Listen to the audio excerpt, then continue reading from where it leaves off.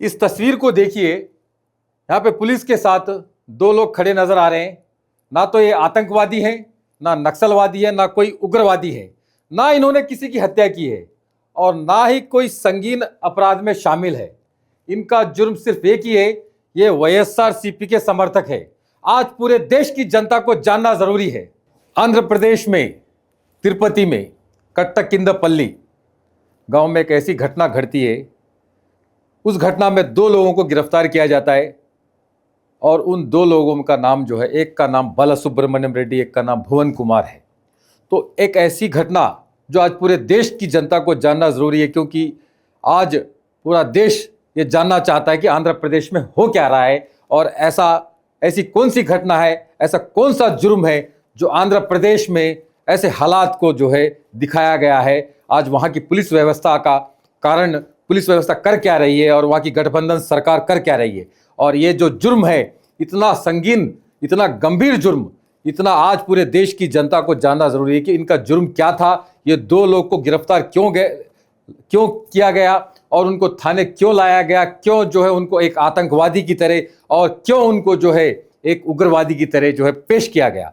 तो ये पूरे देश की जनता को जानना जरूरी है कि आंध्र प्रदेश में हो क्या रहा है। ये यहाँ पे दो लोग को जो है पुलिस थाने लाया गया, एक का नाम बालासुब्रमण्यम रेड्डी है और दूसरे का नाम भुवन कुमार है। इनका जो जुर्म है, इन्होंने मुर्गा काट के खाया है।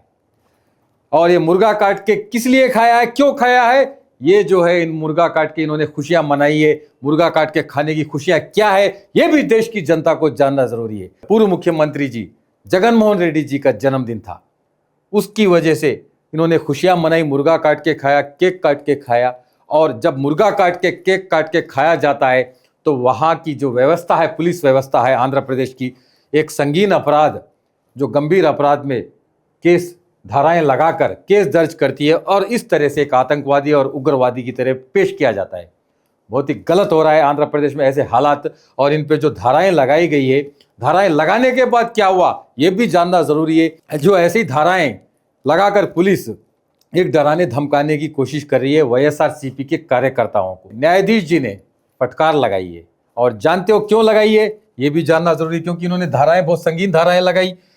तो मुर्गा काट के खाने से जो आंध्र प्रदेश की जो पुलिस व्यवस्था है, इन पे जो धाराएं लगाती है, आप देखिए ये जो धाराएं हैं ये रिमांड रिपोर्ट में मेंशन की गई है। आप देखिए वहाँ की पुलिस क्या धाराएं लगाई है।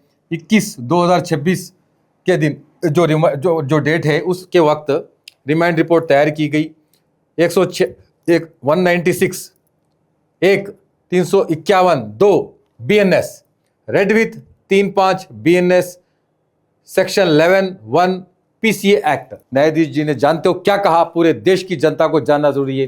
उन्होंने कहा कि अगर मुर्गा काट के खाने से, केक कट करने से आप लोग जो है जुर्म में शामिल करके ऐसी धाराएं लगाएंगे तो ये क्या हो रहा है आंध्र प्रदेश में। ये आपकी संविधान को, क्या आपका संविधान आपने पढ़ा है या नहीं, संविधान का पालन क्यों नहीं कर रहे।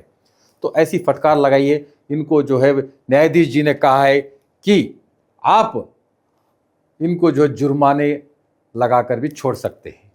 तो जो जहाँ पर जुर्माना लगाकर छोड़ दिया जाता है, वहाँ पे जो है वहाँ की पुलिस, टीडीपी गठबंधन सरकार, चंद्रबाबू नायडू जी की सरकार ऐसी धाराएं लगाकर वाईएसआरसीपी के कार्यकर्ताओं को जो है पुलिस थाने में एक डर का माहौल पैदा करके एक रेड बुक संविधान देती है। उस रेड बुक संविधान का पालन पुलिस करती है।